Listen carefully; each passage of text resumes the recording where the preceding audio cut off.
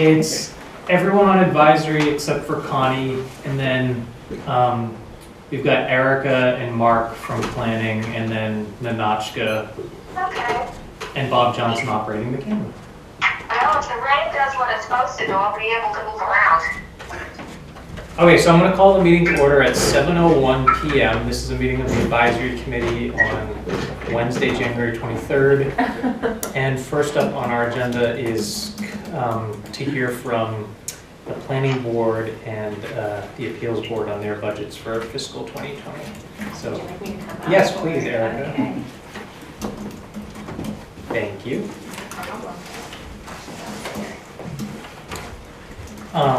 So it's up to you whether you want to start with appeals first or planning.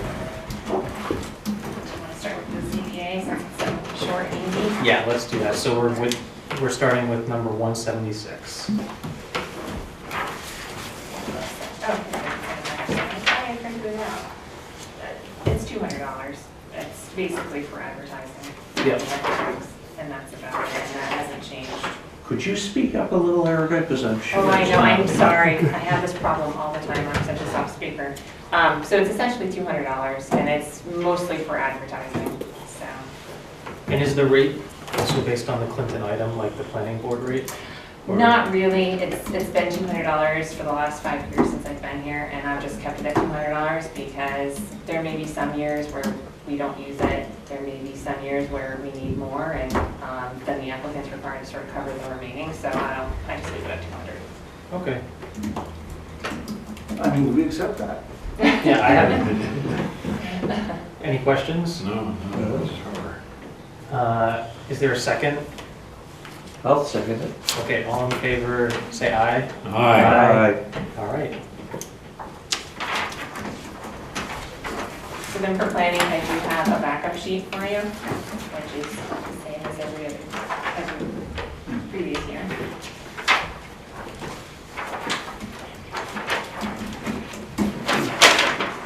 Great. I'm sorry, Ann, I can't get it to you. And just so you know, it looks like the numbers are the same as the version that we had received from Linda Day.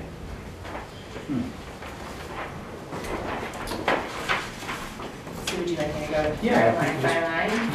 Okay, so for wages, it's $58,506.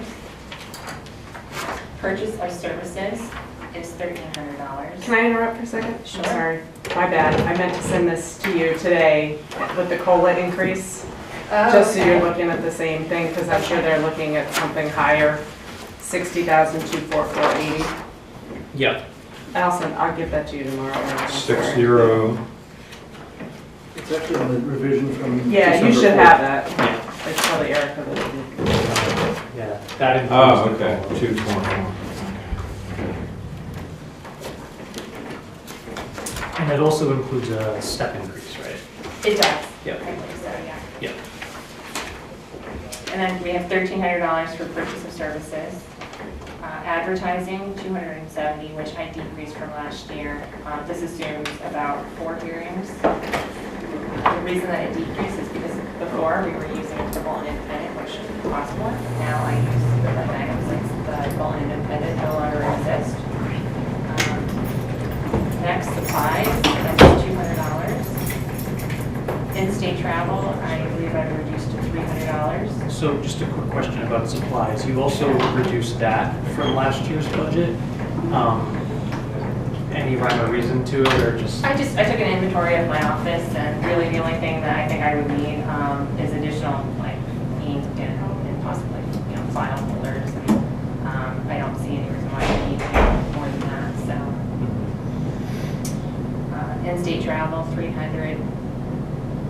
Dues, $1,650. That includes, we're part of MAPC Magic Subregion, and their dues are a little over $1,300, so that covers that. And then my membership to the APA. And then for meetings, I budgeted $300, which correlates to in-state travel. Okay. Just a quick question about magic dues. Sure. Can you just say a little bit about what we get from being members of Magic as a community? Like, well, I know there's all sorts of services and resources they have, but for people that don't necessarily know the details, it'd be helpful for you to just say a little bit about it. Yeah, so MAPC stands for Metropolitan Area Planning Council, and within that group, there are these subregions. We belong to Magic, and Magic is made up of various communities that surround Bolton, essentially. We have monthly meetings where we get together and we network on what's going on in our community. We learn from each other. It's all planning related.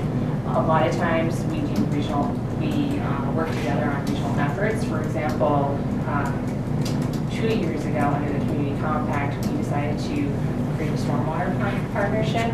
Given climate change, more communities are having to meet MS4 requirements or NIFTs. So we decided regionally it would be a good idea to sort of spearhead that together. So at that time, some of the dues went towards creating that partnership. So that's one example of what those dues are for.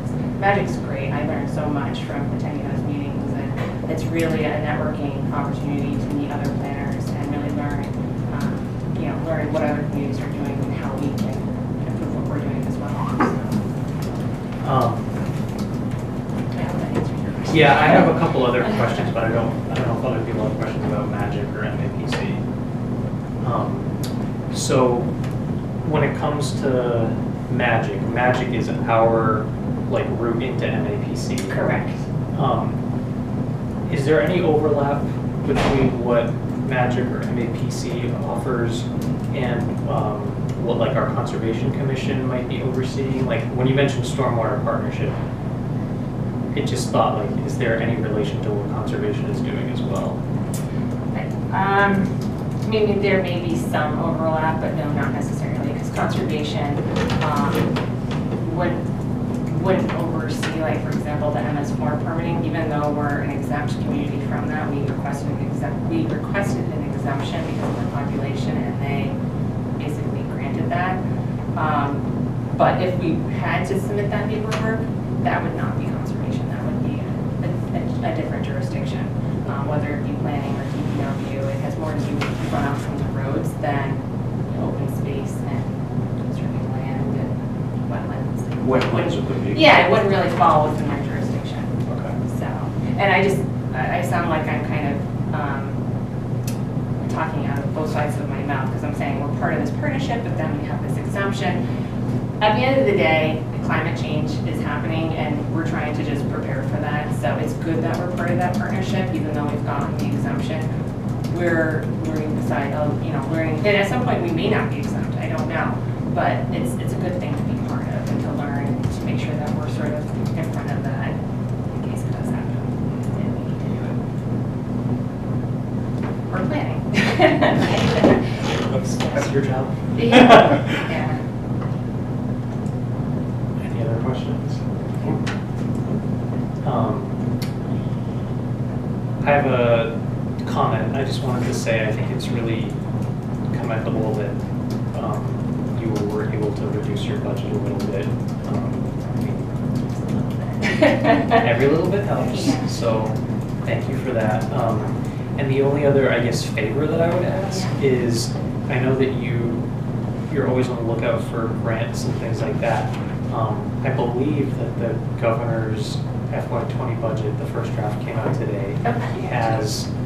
He has some specific measures related to climate change in Okay. there. So if you happen to hear of any opportunities that we should be exploring as part of our budget cycle, please let I will us know, certainly do because we need the help this year. Yeah, the biggest thing that's going to be coming forward is the Housing Choice Initiative again. We applied for a grant last year, but unfortunately we didn't get it. We were trying to fund the corridor study for 117. So I still think we're really well positioned to possibly get one of those grants this year. So that basically they'll fund the capital improvement project up to $100,000.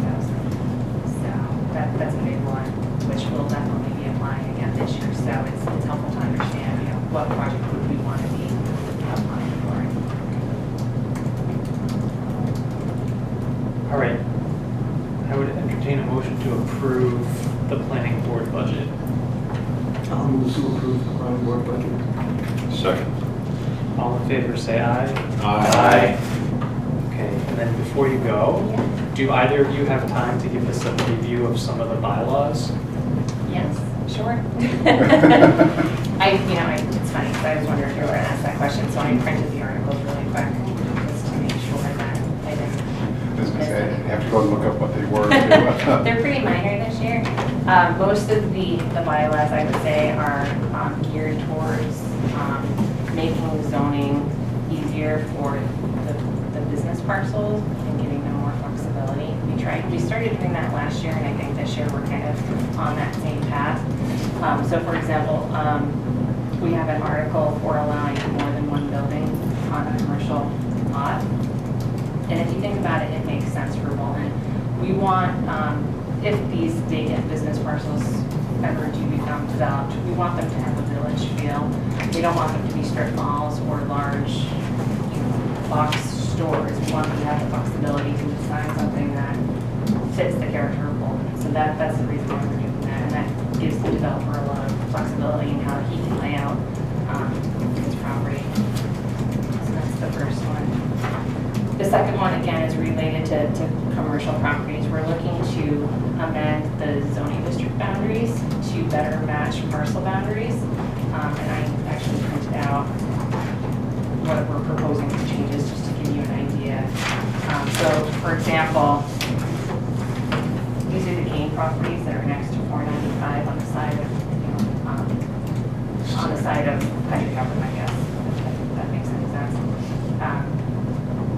So here, the planning board, what they would be asking for town meeting to vote on is to take this, so what's in this pink color here is our business district, and what's in white is residential. So what we would be asking for is to make all of these parcels business.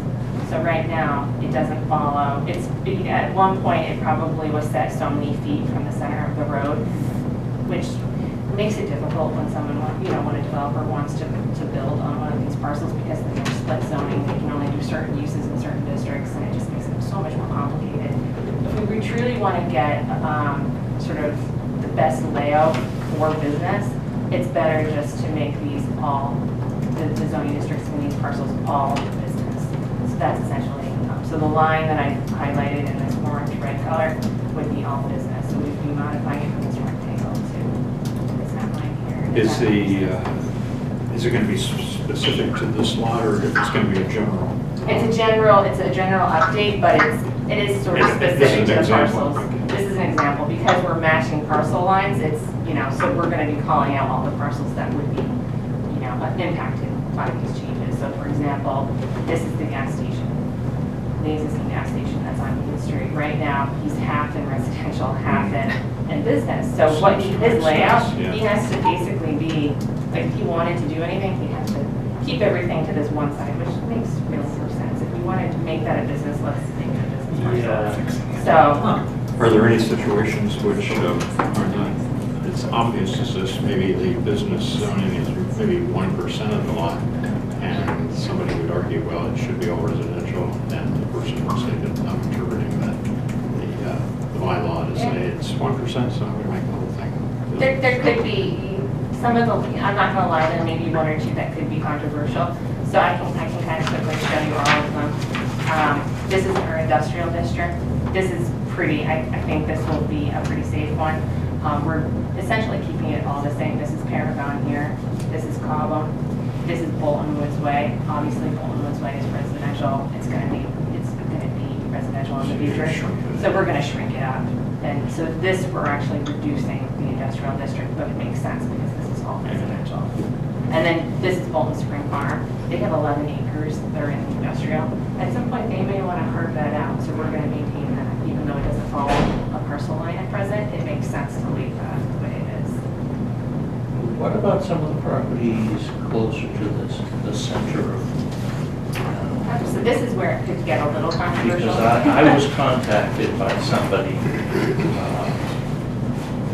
someone sent me an email expressing concern about this. Okay.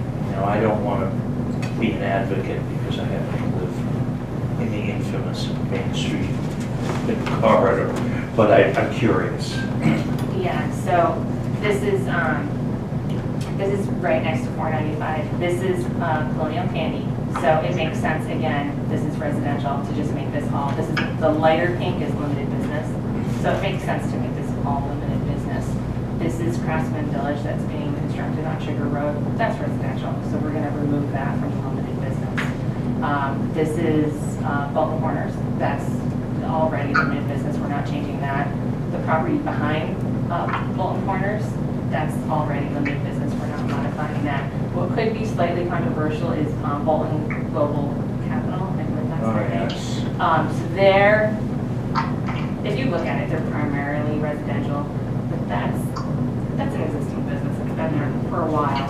So the planning board feels that it should be limited business to help them out in terms of building. So again, to your point, Ted, that's probably one where we're leaning in favor of the business. And the tax rate is the same, right? It's the same. So as far as that concerned, it's the same. I'm surprised that we have this situation. Yeah. You know, just drawing lines. And then this is just the last area here over on Bush. Again, we're just cleaning it up. Can you just describe, like, how did the prior zoning, like, what is, I'm wondering what the metric or rule was, because it really doesn't, right, it doesn't. We tried to figure that out, to be honest with you. The only thing I can think of is that Because they just said. there was a certain offset from the center of road, and they wanted so many feet, so many width, and that's how they created it. That's not uncommon to do it that way. Yeah, and then because parcel lines over time can change, but Do you know how we compared in the matching communities in terms of using parcel boundaries as the boundary? I didn't really do that comparison with the Magic communities, no. I mean, I know just in our more recent zoning changes, we've definitely matched parcel lines. We haven't been doing it this way for a very long time. So it makes sense to do this. If this passes, are there any, I guess, indirect costs to us that we have to update GIS or some other? But that would be included, for example, the GIS that we have to do yearly updates anyway. So it would just be part of that update, and that's an annual fee. That's what I would say. If we are updated to change something, wait till an anniversary when you have to do it. Yeah. So to update the actual zoning map, that would come from my budget, and that would come from this year anyway, the $1,300. That's what I would pay for it. So this one spot here, is that currently residential or is it currently? So this spot here is where the post office is. Oh. That's going to remain, that's limited business, that one won't be impacted by this. So this property here is where the liquor store is. Do you know what's going on there? I know the clear cut. Yep, so, Never mind, talk about that. yeah. Here's where the clear cutting's back in here. He's just Cut. cleared, as far as the clear cutting goes, he's just cleared up the property. All right, next one, next bylaw. Oh, I'm sorry. Oh, no. I know planning board's coming to you probably at some point to go through this, so I'll try and be really quick. Yeah, I know you got it. The next two articles are related to, if this passes, then we just need to do a minor update to our mixed-use village overlay district, and then also an update to our definition. And then the next two articles are related to stormwater, actually. So the first one, we're just updating our stormwater requirements for businesses. So if the developer were to come forward and want to build something, he'd have to conform to these new regulation, requirements, which we should be doing. And then same thing, we're applying that again to common driveway, rules and bylaw. And then the last one is just a temporary political sign bylaw, which has been recommended by our town clerk for a couple of years now. And the planning board finally agreed to bring it forward. What is it? A temporary political sign bylaw. Oh.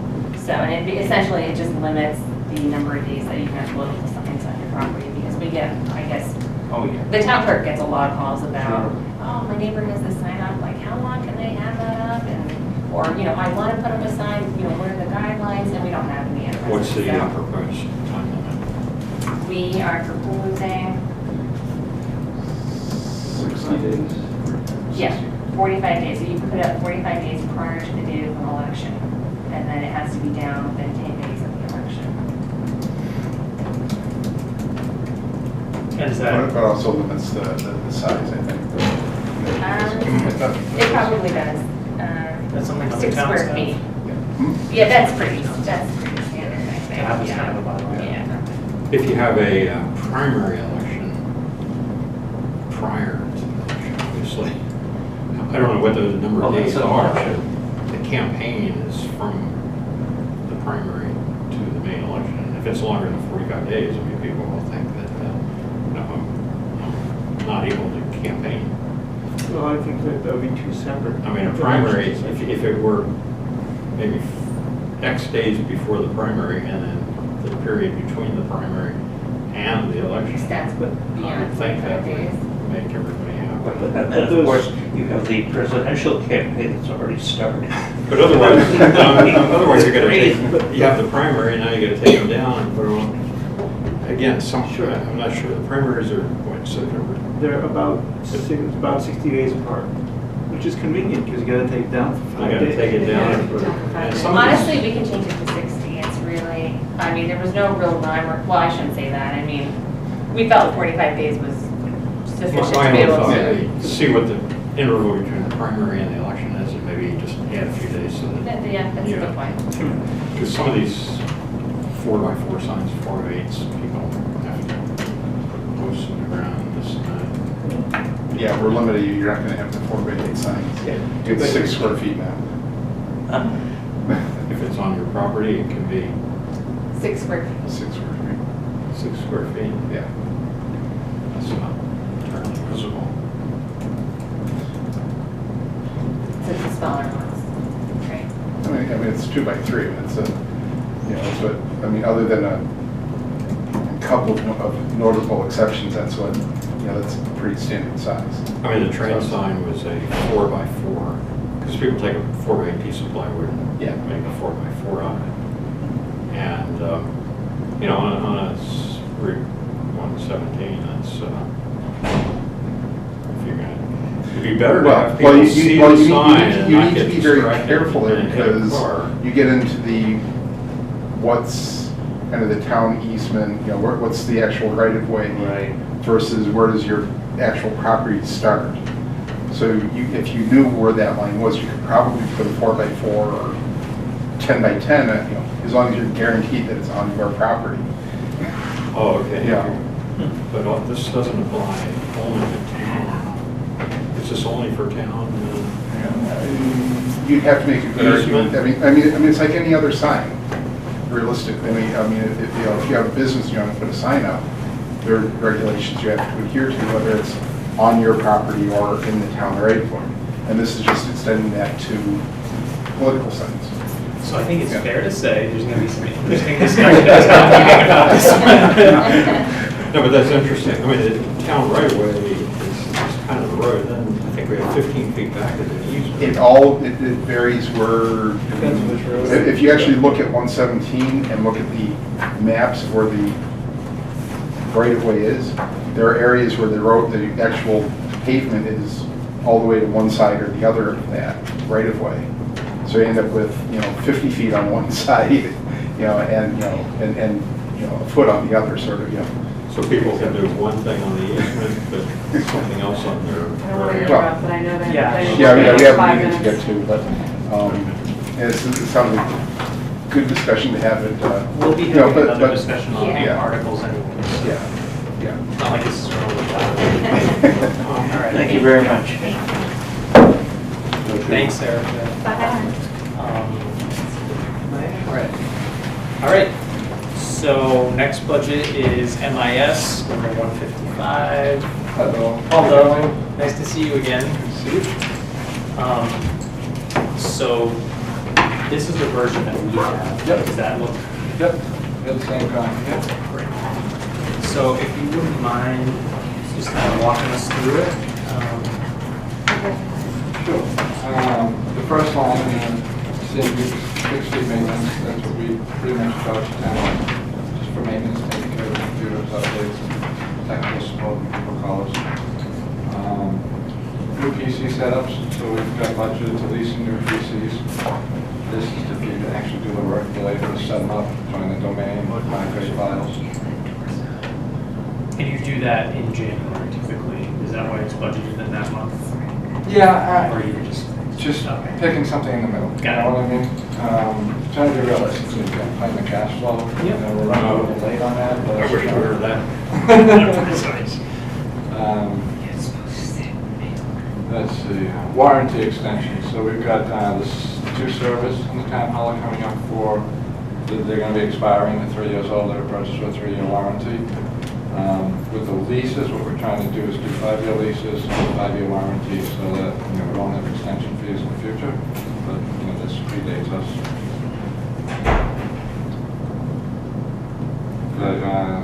The next 2 items were just historical, they're 0. Next year, they'll just come right on what we'll do.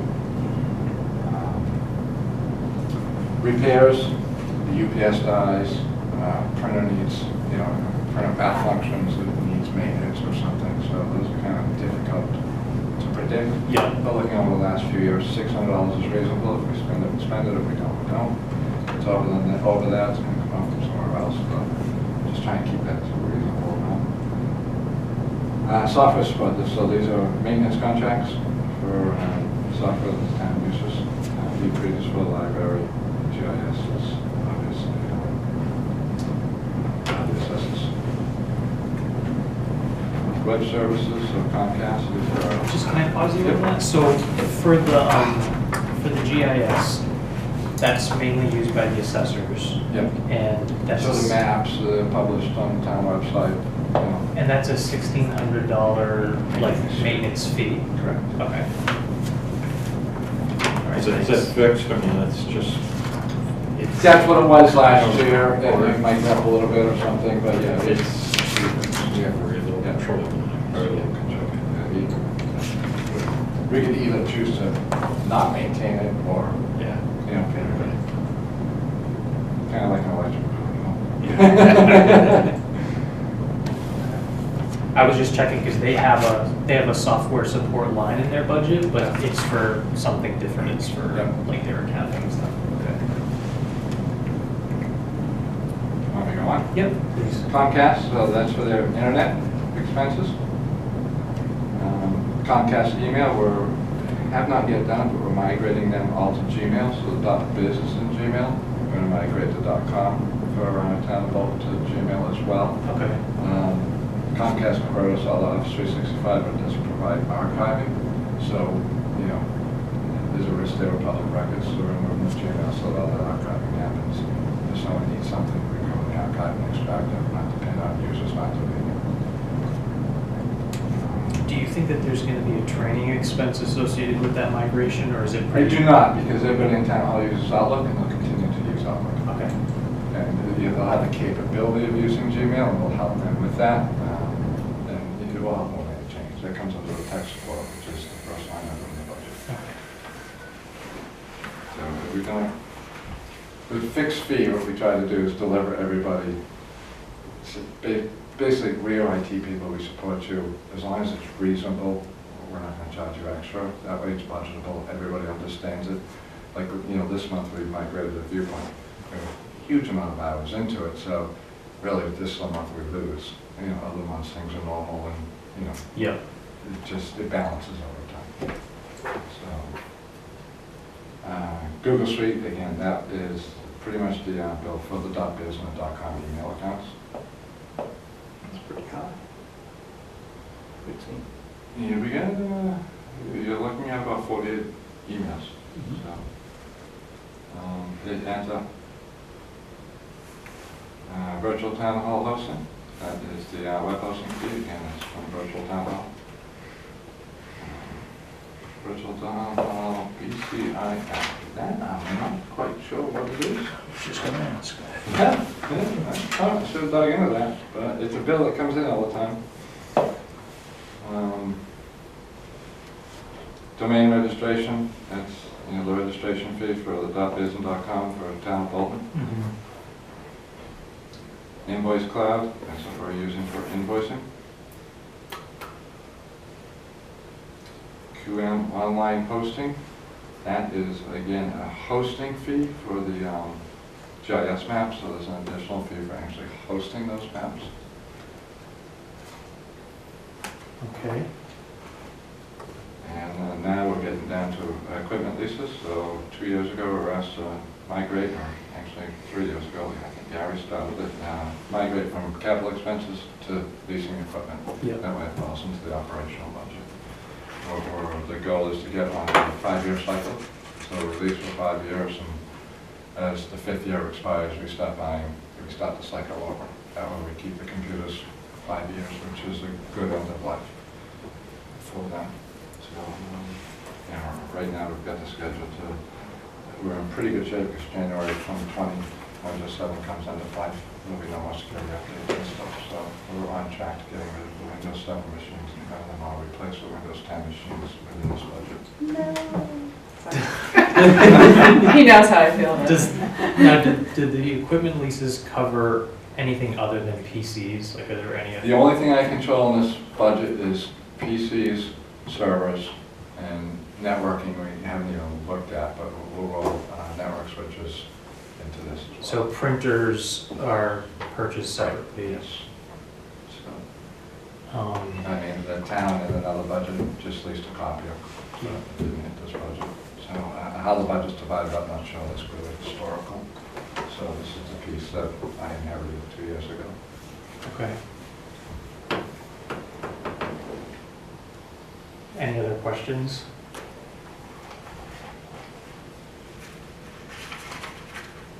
I mean, I try to, I take the job managing the budget seriously, so, again, it says what are the expenses we have to make, and what's a reasonable pace for the town's technology. When we add up the numbers, we came in less than last year. So yeah, I was just gonna say, trying to we appreciate do what's that. right. Yeah. Not inflated or, just say, hey, we got this last year, we need to spend it. I just don't operate that way. No, and we really appreciate it, especially in a tough year. Yeah. I mean, they may come a year and ask you for more, so just try to remember that, You're building a credibility. Right. We're just trying to do what's right for the town at this point in time.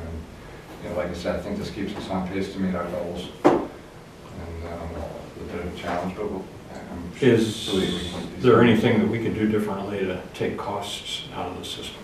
I don't think so. And we've already put a lot of stuff in place. So, we're rolling everybody to a new server. Servers were purchased, but they were never migrated to. We're migrating them now. So it's heavily automated in the sense to give the user a very consistent experience.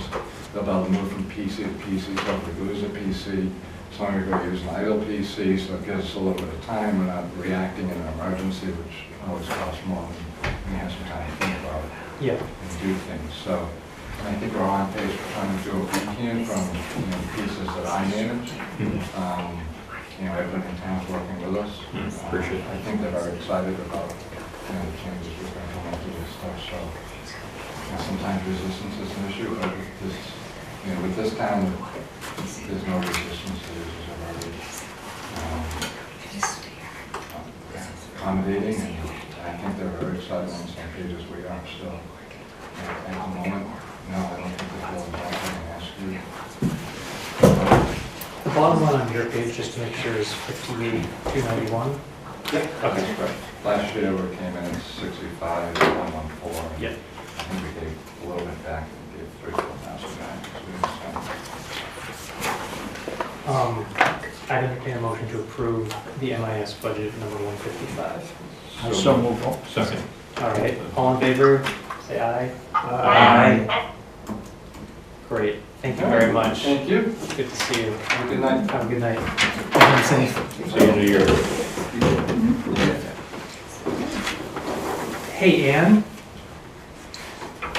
Yeah, I actually realized I didn't hear you before. Did you vote in the affirmative on both the planning budgets too? yes, I did, I'm sorry. Okay, so those are 5-0. I just said you had written it down as well. All right, and then last item on our agenda is Council on Aging budget. What's the number for that? What's the account number? 541. 541. Thank you.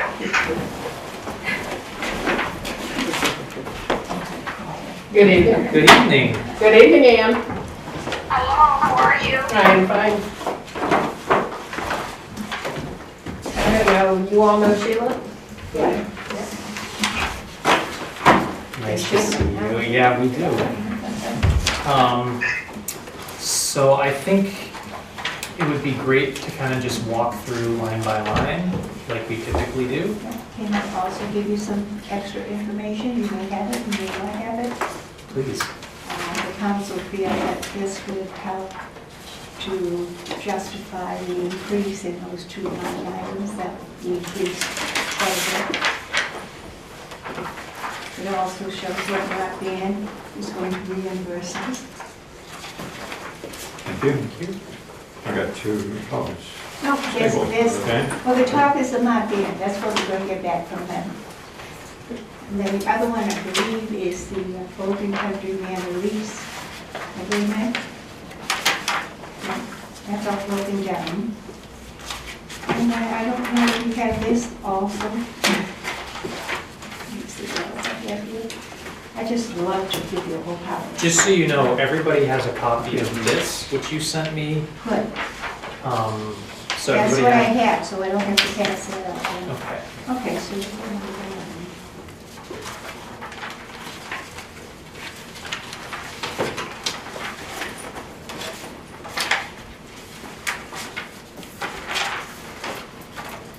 So was there any other paperwork we needed or before Well, we the get council started? feels that that would help justify the increases, the major increases on two line items. One was the Bolton Country Manor rent lease agreement that was approved by the selectmen. And the other one there that you have is the reimbursement by lot, how it's reimbursed to us, and that comes off the fund line, the fund total of the COA budget. Okay. Okay. So why don't we start just with the top line of your budget and we can just walk through each section one by one. So starting off with salary. Salary, the only increase there would be your step and grade increase. I don't have the COLA on there because I wasn't. Yeah, I didn't know what it was. I know, I meant to send it to you today, and I got so buried today, I didn't I send only had- Erica's, I yeah. didn't send yours, yeah. Well, I only had one, and that was the program. Yeah, it's not a huge That's okay. increase. Okay, so that, Salary is Salary just is you. me. right, I was gonna That's say, me. to make sure everybody's on the same page, that's the director's salary. Right. The wages is the program coordinator, and also the Outreach.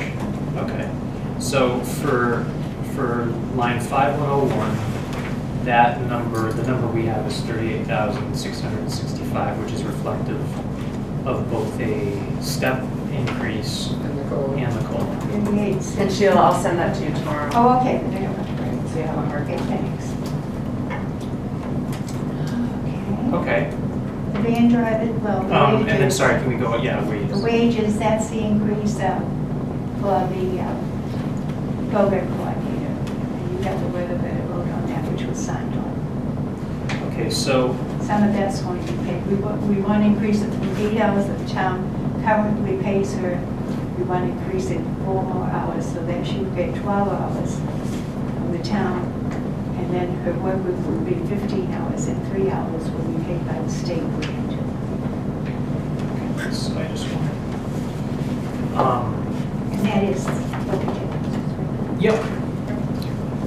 So, under wages, you have an outreach coordinator who's working 20 hours a week, budgeted for 52 weeks. And then the program coordinator is currently working 8 hours a week, budgeted for 50 weeks. And you would increase it 4 to hours. 15, 12 hours from the town. right, the other But 3 then would the be, other 3 would be paid by the state grant. okay. And then just so that everybody's on the same page, that's what, And that is on, oh, that's actually not on this page, sorry. Right. it's on notes and justifications. Yep, that's on That explains it. this sheet. Who is the 8-hour person? Pardon me? The 8-hour, the 20 hour week Heather, is the which is right outreach here, coordinator. is the program. I don't know the need to, the title is outreach coordinator for 20 hours a week. Yes, Yes. 8 hours a week was a is a program. program. We want to increase it to 12 hours. And then 3 hours. Her total work would be 15 hours. 3 hours that's paid by the state grant, 12 by the town. About 7 hours. Are we expecting the state grant to continue for years and years? In fact, we're expecting it to go up because the state grant is based on the 2010 census. And so the next, in 2020, we should have a serious increase because we've had a serious increase in the number of seniors in town. So as long as we get all the seniors to send back their census, we get $9 and something cents? $12. $12 per senior. Right now, we have $9,168. That's for 764 seniors We have that filled out a 100. 2010 census. Okay. We have much more than that. Yeah, I So just we want gotta get them to fill out the census Yeah. forms. And how do you define seniors? 16 above. Must have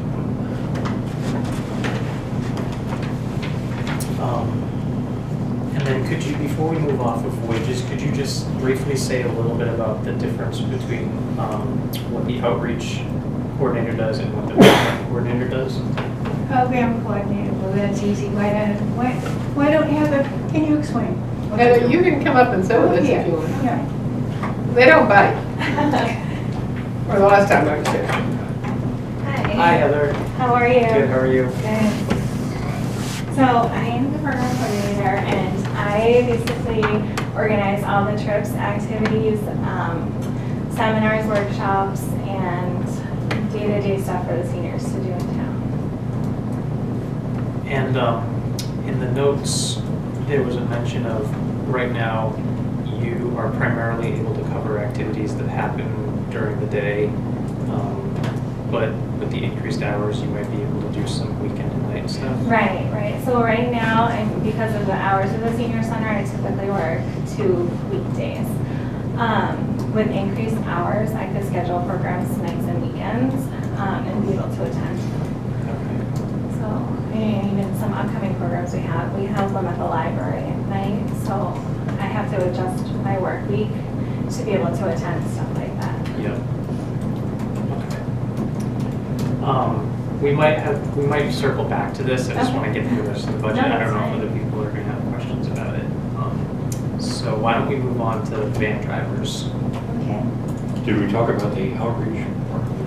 Outreach is, well, talk about the outreach. Well, outreach, Lisa, she takes care of all the fuel assistance programs, helps them, people that need help for, health care. She helps them, she fills out all kinds of forms.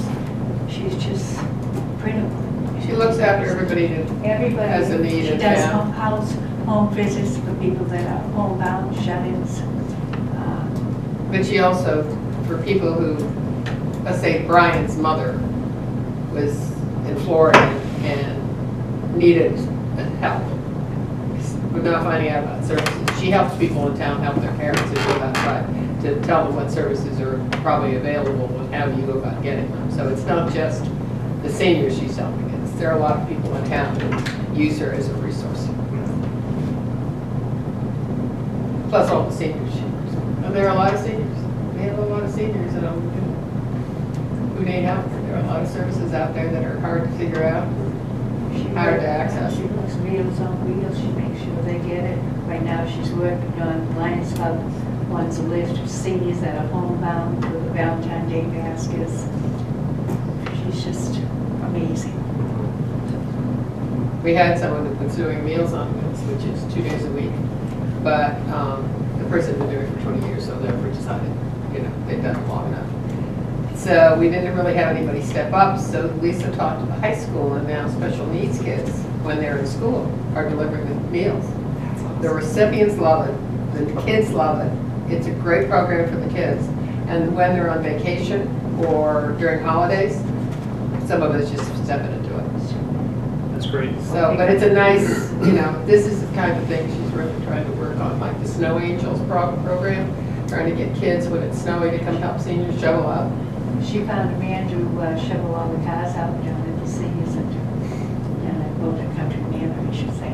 Yeah. He comes down free of charge, shovels it all out and everything.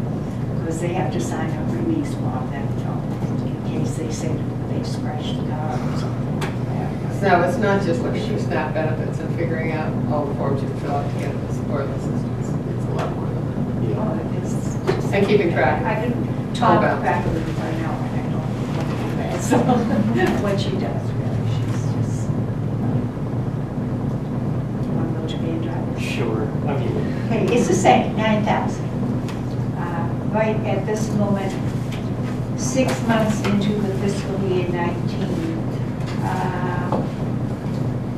we've used at least 50% of what was budgeted. It may be more, but it all depends on the use of the van, you know, who requests the van. So that's an estimate. So I see that in the previous year, you were at almost 14,000.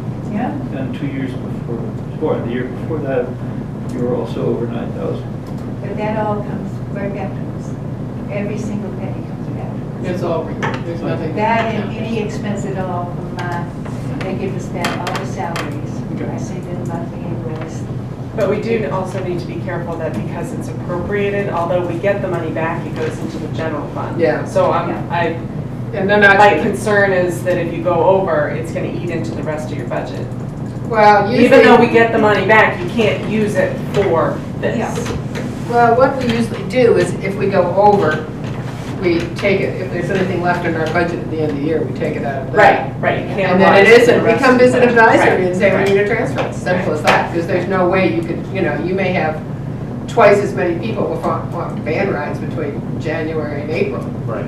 It's a totally unknown. You can go on history, but it goes like this. So, Estimate figure. but that's how we deal with it. End of the year, we look what we have and they roll everything into that, otherwise we come and so far we've never come to them. We've been always able to roll it in. Yeah, we've been, so, but you haven't seen us asking for. All right, purchase of services. Purchase of services, which we have $400 increase. Bus trips. So Going there's- to different places. There's details, sorry, on this. Oh. Yeah, Next it page. explains the breakdown on it, but everything goes up, nothing goes down nowadays, everything increases. And so the bus trips are very costly. In fact, I used to have 5 bus trips years ago, can't afford that now, so I have 3 at $9.25, and sometimes that isn't even enough. Painting classes that we have, reflexology, that's booked, I think, months in advance. They have the secrets really about that. Fitness and balance class now. The holiday luncheon is an estimated cost. It depends on the attendance. So, we have that once a year. Yeah. So it depends on attendance. We don't know. And program coordinators expense is for Heather, and that's for programs like, what do you, tell them some of the programs. I mean, we can hire out like musicians or like talent type people. And those programs kind of too things. also. And also things that we do at the center, or if we offer like a lunch with something, I think that will come out of it. Pizza. So, it goes along with $1,000, that's what we spend. So I see, actually, how much have you spent of that 8,000 or 7,600 so far?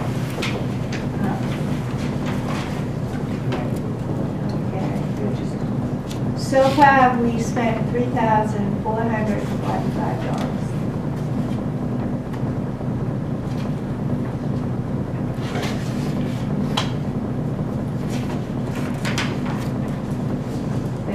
Heather gets more hours, there'll be more programs, there'll be more money. And we'd like to do more programs. Sure. And you have to remember that the seniors are doing Try not to put it down. No, just pointing it out. Won't be long. When you do trips and programs, are they fully subscribed? pretty much, they get, Our bus trips get between 40 and 50 participants. yeah. So when you have a bus, it's We have a 56 passenger coach van or bus, and we have it mostly filled. Where do you go? like Um, overfit. This past year, we went to Newport Playhouse. We went on a cruise on the Charles River and a turkey train around Lake Winnipesaukee. Fun things when they get them. Oh, yeah, that's. And they get fed too. Yeah, There's food, there's always there's food, always food. always food. Did you feed them? Is it totally free or is it a? No, no, So we, it's the town pays for the bus. Supplements. Yeah. And everyone else, Town pays for the bus and any other. whatever the difference between what And per, other checks, all different travel agencies to get the price. if the cost is, let's say $75 and the bus is, let's say $50, I'm only rounding things out, they pay 25.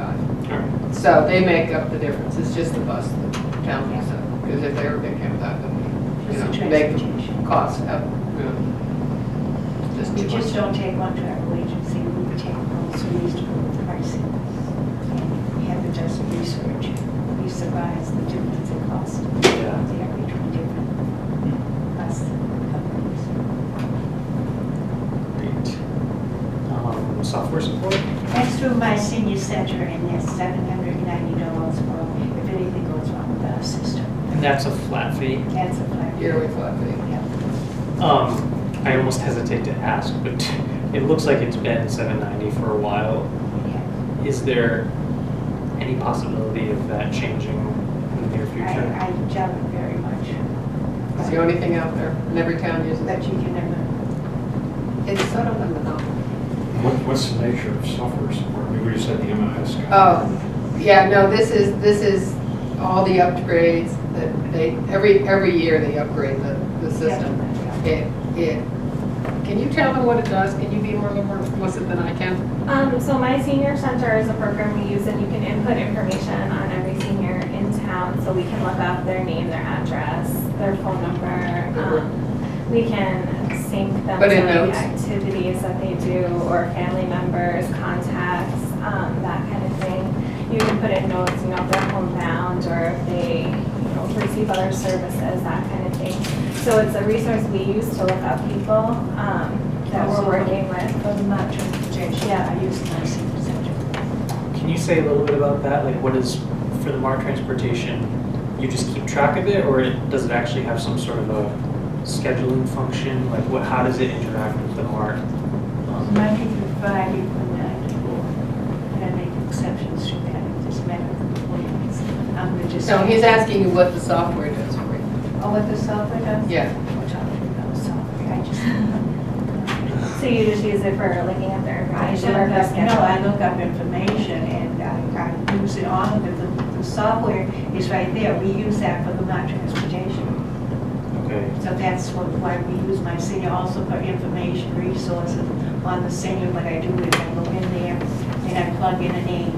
And I take the name and I say, okay, this is for travel purposes. Use it for if they're coming in for a program or certain things like that, or the attendance records.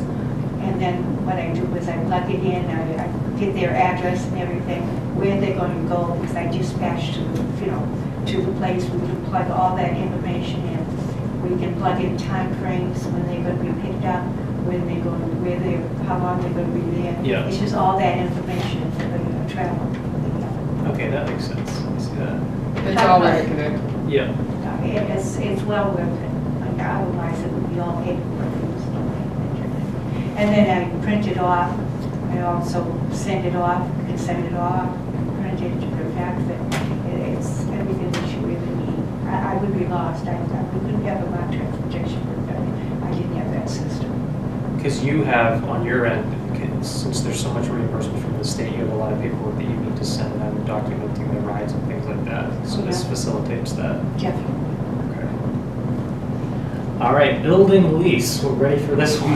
Okay, well, I gave you data on that, Yeah. how it's calculated, the building use. This is. Just so you know, because the lease wasn't signed before Linda wanted the budgets, at the one point, we had two leases that selectmen will negotiate, because it's negotiated by the selectmen, not the council. And we try to have our input, but it's the selectmen, and the town manager. So we plugged in the most it could be, knowing that it would probably come down, and it did, because you can see what But then Sheila had plugged in, revised and it. then what it came down to. I revised it. I got a copy of the contract on the lease late December. I didn't get it at first, so. Yeah, but the amount we had for lease in here The amount for the lease? was Yeah, $57.89. but that was before I got the contract in. Yeah, and so you revised it down to Down to $42.69. 42.69. That's what I The just said. calculations are on that sheet. But that's why we did it, because we figured Yeah, better we- to come down than go up. We didn't know what it was going to Make be, you so happier? we took it at $360 each month. Okay, so the So new it's number is 4269. 4269, and the Notchka, that's a number you already have? Yeah. Okay. The fiscal year 21 had to go up some. I'm about to get square one. Who's the landlord? Who are we leasing? The lease, the town, the Sound Senior Housing is owned by a corporation. A corporation. It was formed by the affordable housing people when remember we gave the land and HUD built the building. So the deal was that they are the ultimate, the people on the board of this corporation are people from Bolton, but also people from HUD and the management company. And so they hire a management company to manage the facility. So the management company gives them what they want for a lease, and they say, this is what it's gonna cost to run the building. And then they all negotiate. But the town has the final say in the selectmen's side. I have a copy. It's my home. It's- I always think. It's not owned, the building I'd like to is see not it per se owned. I Brian's. can give you a copy. No, Brian's. Yeah. I have the original, but I didn't make copies of the situation. So we had a lease, we've had We've had a lease ever since the building was built. And And it's gonna be going up. And then there was a discussion there was an about, escalator in there? yes, basically. There's always been an escalator. But basically, we were talking about, right now, we had, in the old lease, we had Sheila's office where Heather works, in this one little office. But the health office where the outreach coordinator was considered shared space, Non-exclusive. non-exclusive. And we wanted it to be inclusive because we didn't want them coming in and, we use that for lots of programs. I'm gonna, while you talk, I have a floor plan that you can look at. So- And then, So this is the health office that you just mentioned. yeah, This is the entrance here? Yeah, but this is on the This is on second floor. Second floor. I'm So- familiar with the first floor. So yeah, the- she'll have to come down and have a tour. So this is the first floor. Yeah. Yeah. There's the community room. Yeah. This is the second floor. You come up the stairs. There's where Sheila and Heather sit. Yeah. There's the health office. And then they have like a storage Closet. It's like a room slash closet. Yeah, and we used to have another access, on the other side of the open space, there used to be another room, but they took that for their personnel, so they took an old closet, storage closet, and made it into what they now refer to the library, except there's no ventilation and there's no heat. No heat. No ventilation, so we try not to put people in it for very long. It's fine to go get a book, but other than that, it's not great. Well, Lisa used to be in that other office. Yes. Which was great because the. But they took that away, so Lisa came in, and so she has to share the health office, because on Wednesdays, that health office is used all day by other people, so she can't be in has no there. place unless she goes in. So anyhow, but also they kept saying, it wasn't our space for the time in the building. So we said that doesn't work. Well, then they came in and came up with a price that didn't seem terribly reasonable, so It's great for her. our town administrator said, somebody went down and measured the building. It wasn't Joe, but Joe sent somebody down to measure the building. So after measuring the building and telling them, their numbers were really off. Yeah, so I was wondering if you were leasing X square feet and so many dollars a square foot. Yeah, well- And you say, I need exclusive rights to so Instead of- many more square feet. Well, it's not more square feet. They said, well, we can come into this room basically anytime we want. And we said, no, we use this room all the time. Realistically, would they? You never know. Sometimes depends on who's managing the building. We have a really good manager right now who's very easy to work with. That hasn't always been true, but everything works pretty well now. So, but those two rooms are used constantly.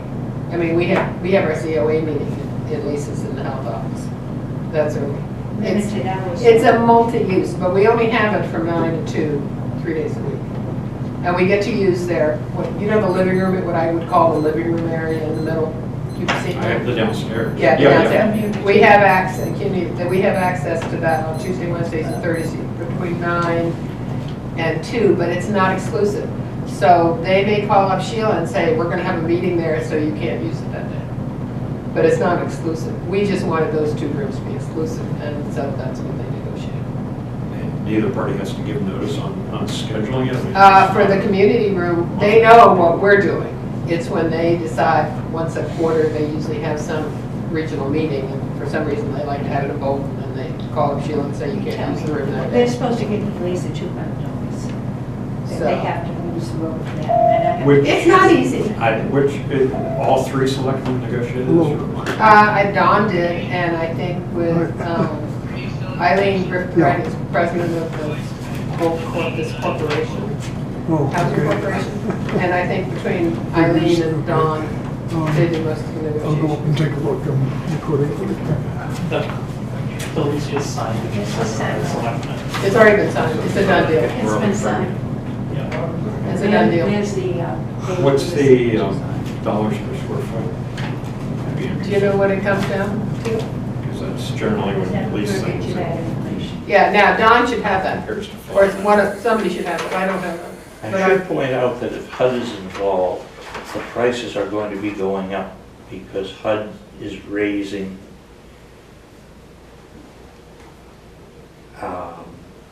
I know something about this because this was my late father's business, was setting up these kinds of things. And there were limits on how much the various corporations could charge. And as administrations have changed, those limits have been going up. And under the current administration, they're going up again. So just, we're getting a bargain, but how long that's going to last, I don't know. It's not easy. But right now, things are really nice. We have a lovely woman who's running the building every day. She works very well with everybody. She's very accommodating, very helpful. So, just, she stays. She commutes about an hour and a half away. Are the residents, do they rent also? The residents have nothing to do with us, but I mean, it's just like we rent the office. They rent their I'm apartments. curious, have their rents? Oh, I think rents have gone up some. I don't know how much. I think there's some legal, Yeah. you know. It depends, they pay 30% of their gross income. It's a different formula, okay. Yeah, it's, And it depends on your gross income. Okay, I was- Some pay and the $700 residents a really month. like having us there Trying because to they see like if all there the was a programs. They come to, they're favor. huge, you know, huge number One of was them paying come for to the all our others. programs. I see. And they live in Tolton. They're seniors, just like anybody else. Interesting. How many residents are there? 30? There's 28 28. apartments. So some of them have 2 people living in them, some of them are single occupancy. Square footage is about 540 square feet per apartment. Okay. Let's continue our march down. So it's signed. Oh, yeah, it was signed in December. Okay, we're down to telephone. Right now it's $39.59 a month. And we just took that over just this past year. Last this week. budget season. Yeah. Linda gave it to me, put it on that budget. She gave me the money for it. And then the cable and DSL, and now you never know, because they've been going up, is $98.26 a month. Okay. And supplies, $200 up on supplies because I'm always under budget on supplies, always. And, Do you know what your run rate is so far this year? Do you have that with you? yeah, something. Supplies right now, I have spent $1,072. Okay, so it's pretty much right on the. Yeah, Um, and you know what the supplies are, I've mentioned it, I think, in my report. I know we spoke about it, but maybe it would just help for the rest of the committee if you Well, just supplies quickly. are everything that I put out on the table to keep them happy, and that's practically food, and hot dogs they get, and desserts, and coffee, and creams, and, you know, it's just anything to, so that they can munch all day long. But there are other supplies too you buy. All day, yeah, I buy supplies too. I buy like the toners for the copy machine. Mhm. State grant pays for a big hunk of that though. And it's all, you know, office supplies, how to operate your office. It's costly and everything goes up and never goes down. It's everything costs more. So that's why the increase. Okay. And I may still be over, under budgeted on it, but we'll see. It's estimate, it's estimate. When you make out something in November for the following year, it's very difficult. Yeah. Very difficult. Okay, and let's see what's next. Gasoline. Gasoline, same as last year, but it probably will go up. It's another estimate figure. Another estimate figure. It's very hard right now for gasoline. We've spent at the end of December $886. Okay, now this is another thing where I just want to make sure I say this accurately. Gasoline, the 5480 line, and van drivers 5114 line, those are both 100% reimbursed Yes. by the state. So we budget for them, but we get I the know, money, yeah. we get the money back from our. Yes, we do. And also because Sheila is And the also, I dispatcher. am now the official dispatcher. Well, that was the other thing I was gonna say. And then for your salary, 33% of No. 9,000. No. Yes, she's right. It's 33% of the van drivers. Oh, the van drivers, but you said your salary. No, but Of the salary of the van drivers? no, from your salary, there's 33% of the van drivers that gets reimbursed to your line. No. No? No, The it goes back salary is in- all separate. Where does the That's money go? separate. General fund. It all goes back in the general fund. Okay, so. You get it back, but it just doesn't hit these lines. Okay, that makes sense. The most I can get, because they have a format, an invoice format, and the most that I can get is $350. Okay. That's, even if the salary of the drivers is more, they set it at $350. That's the most I can get. I may get a little less than that, but I can't get any more, and that's according to their contract and their format invoicing that I have. Okay. So And I I can see, show you one of those. I see 385 a month times 12. That's about it.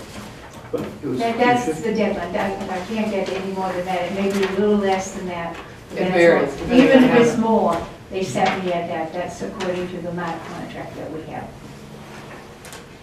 With our town's consumers of gasoline, I've been asking them if they use P cards or Smart Pay or We have fleet a- rates or for the gas, you anything. mean? Yeah, for Yes. gasoline. If We there's have any a credit card for the gas. sort of like a purchasing Credit card, card. credit card. Like, you know. Remember, it all It's is the same one the totally DPW reimbursed. use. I'm sorry. It's the same card the DPW use. Yeah. for Yeah, gas. DPW. Okay. Right, it's all, but ours is all reimbursed, where DPW uses it. It's still, You should swap. it's still. Okay. No, but you say, Yeah. this is an opportunity to inform. No, I'm just curious, and I'm still in a gathering, data gathering situation on if Cumberland Farms could offer any kind of a benefit, maybe. I know Not they to do. Jeff and I looked into it and they can't because it pulls right from your checking account. Yeah. So the services, we need to put it on a warrant. It has to be an invoice that shows the services. They can't just pull money from the town's account. It wouldn't be Right. legal. But isn't there a discount that they Unfortunately. get? Yeah, They But get a unfortunately, small- But they can't We be can't pulling it take from the town advantage of account. Yeah, they get a small. it's really, discount. they're missing an opportunity. I think they could get a lot of towns' business by Yeah. doing it a different way. Do any other towns have I'll call it a workaround or a way to I don't know anybody who work the uses it, system? Okay. All right, unfortunately. thank you. If anybody finds a better card, I'd love to hear. You go by. So we've kept you here quite a while, but I want to make sure anybody else that has questions gets an opportunity to ask. One general question I have Yeah. is whether you could say anything about your general FY 2020 goals, like as the director for the Council on Aging, are there certain, like, is it certain things that you're planning to do that you haven't done in the past, or? Well, I've put this down in goals for many, many years. We always wanted our own senior center building, or our community center, like other towns have, where we could be open more hours. Also, I want to look into more tax relief for seniors. We do have a senior tax program, the STRIP program, we Right. call it, senior tax rebate program. But a lot of seniors are forced to leave town because our taxes are very high. So that's another goal that we'll see what we can do in order to see if we can get more benefits for the seniors. These have been my goals. Transportation was my main goal years ago, finally got that.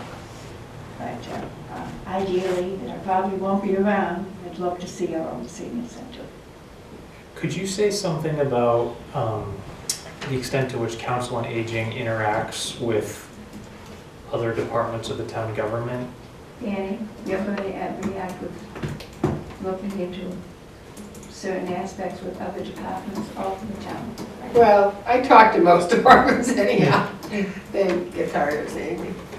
So one of the reasons I'm asking is, Like Parks and Recs, is that which? so that's a good Interface example, with them. but even like, I know that the planning board is often thinking about the senior population when they look at different potential bylaws or different potential housing options, and it just seems to me that there might be an important line of communication there, because I don't know whether they get input from the Council on Aging about, you just gave an example of seniors that leave because they can't manage to stay. I bet that's input that the planning board would want to get. So maybe you can explore just having a presence when they consider bylaws that might be relevant to the senior community. And I talk to Erica a fair amount, and Joe, She always has her door and open. Bumper. So, but there's a group of us who have been sort of making noises. Catherine, I don't know if you all know Catherine Bell. Linda King, Laura, who's head of the Parks and Rec. She and I met earlier, because about a month and a half, 2 months before, some holidays, talking about it'd be nice to have a space where we could share. And because the seniors have always said to me, we need a senior center, and I look at them as being the realist, and having lived in this town as long as I have, and said, you're not going to get one, but you might get a community center, where you have intergenerational, you have, you know, the seniors using it, you know, in the day, the kids in the late afternoon and at night, and, you know, there's lots of possibilities. And, you know, young mothers in town, I mean, Laura was telling me there are a lot more young mothers in town who aren't working, that it'd be an opportunity to do programs for young mothers with little nuts. Excuse me, I hope so. So we're starting to talk, and we're starting to look at similar towns, other towns that have community centers. Which was 10 years ago. It was, but it's, you know, there are different ways of doing it. So right now, I'm going up to Harvard tomorrow to see the director up there, but also Carlisle, which is very much like Bolton, about the same size, sort of the name, same sort of demographics, sort of looks a lot like Bolton. Same reliance on residential taxes. Right, it's pretty much the same thing. And so I'm going to go up and see them, because last year they had an article on town meeting floor to start the process of looking into a design and how you go about doing it. And it went down by 50 votes. So they're coming back this year because they figured, you know, and they get about the same turnout that we get, sometimes more, depending on, you know, what's on the agenda. So I think what we're looking at is sort of looking at towns and saying, okay, what have you been through? What's realistic? How did you do it? What problems did you run into? How would you do it differently? and trying to get a lot of data and then get a group together. I know we were talking about this at lunch yesterday. That says, okay, let's get some basic data together on similar towns and, you know, that type of thing, and then do what the common people did and have a big charrette and invite all the stakeholders. And then start it that way. Because I think you've got to have all the stakeholders Towns involved. do have to be compatible. Can you put a town hall there? I just You know, Everybody wants something. you know, there are a lot of different ideas floating out there of different ways to use. You know. Like you can't consider Clinton because they have industry, commercial. Well, no, you can consider everybody if you listen to what they're saying about what they did right and what they didn't do right, and what they would do differently. I think all that input is really important, whether you're a big town or a little town. But you need the votes of the town people. Well, that's why you do it and build consensus. Yeah, that's the whole thing. You need the town, and the town already, they complain about their high taxes and if they're going to approve something like that with more taxes in them.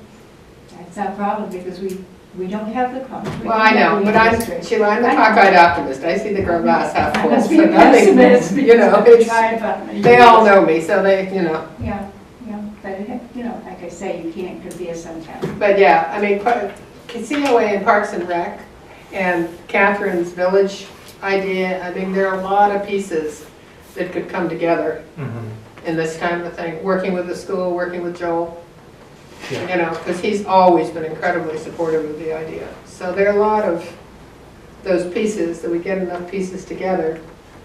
But we need to do some, we're basically doing our sort of research right now.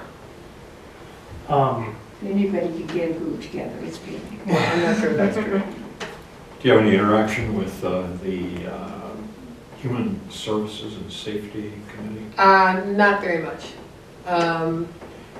I was originally on it, and then I thought it would be best if, you know, I got off it and did the COA instead of that.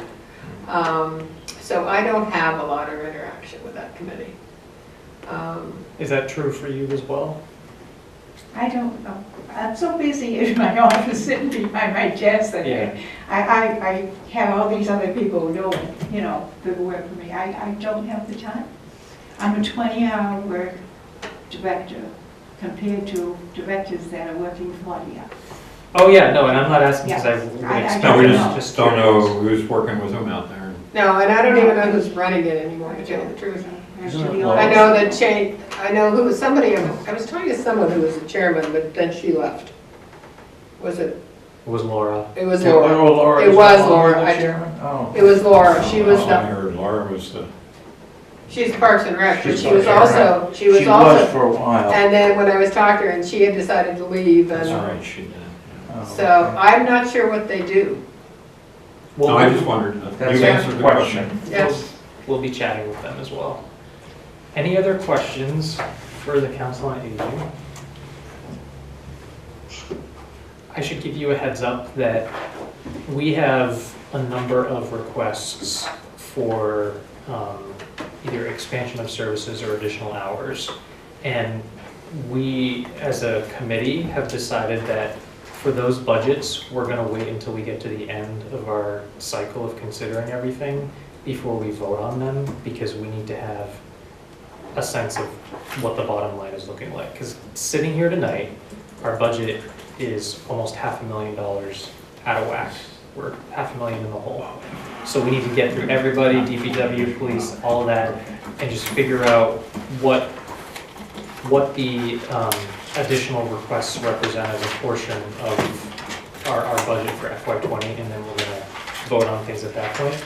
We'll definitely let you know. So we're talking about increasing hours for public work, Yes, that's what they're talking about. Exactly. $2,872. Now, I don't know if we have the authority. I'm saying, you know, but no, I understand what you're talking about. because we have a number of requests just like that. And so for us to say tonight, yes to you, but last week we said we're not voting on yours now, it wouldn't be fair, quite honestly. So. And Sheila, when you think about it, it's a sensible way to do it. Yeah. It's a reasonable way to do it. Yeah. But what we will do is give you a heads up for the meeting that we do plan to vote in case you want to come or in case there's any additional questions. We hope that we don't have to pull you back in again to answer any questions. This would be. This is bedtime. Yeah, exactly. I'm usually in my house, go with my slippers. Yeah. I'm ready to go to bed, so. Well, we appreciate you being here. Okay, then you let us know. Yep. Thank you very much. Do you have any more questions? No? You know where we are? Thank Thank you. Thank you. Oh, that's, Ann Hurd is on the phone listening in. Oh, okay. I thought something left to do. But Um, So that is it. The only other things on our agenda would be advisory business. We don't have any unless anyone has any information. I should have 3 sets of minutes for you for the next time. Great. All right, so I didn't get a motion to adjourn. So moved. All in favor, say aye. Aye. All right, good night. Thanks, Ann. Nice.